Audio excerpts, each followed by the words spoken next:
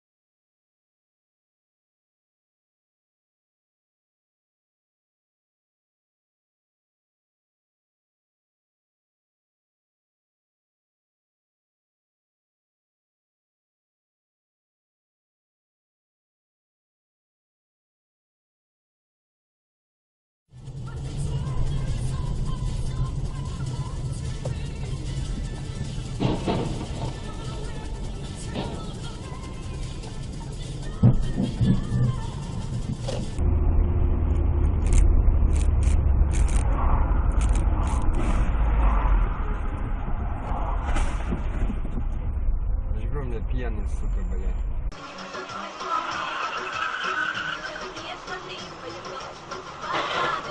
Да, нахуй.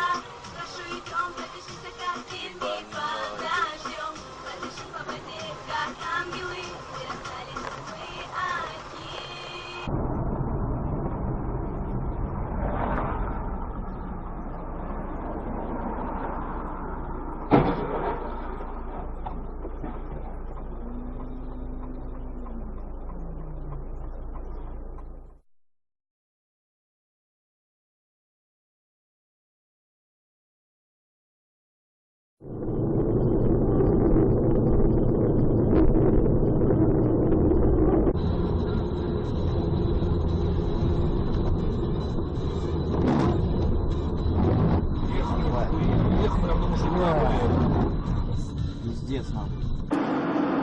Так, а просто заявление заполнить сколько стоит?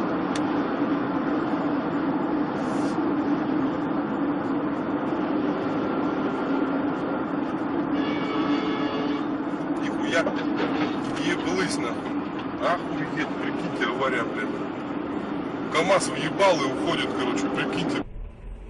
Обратно через Удельную.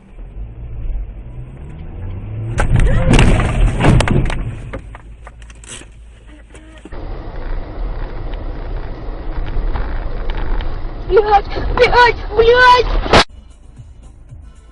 Туда, под капот, впереди.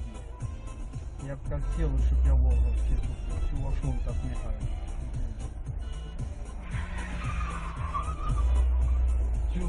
А чё он хочет? Ля-ля-ля, ебать!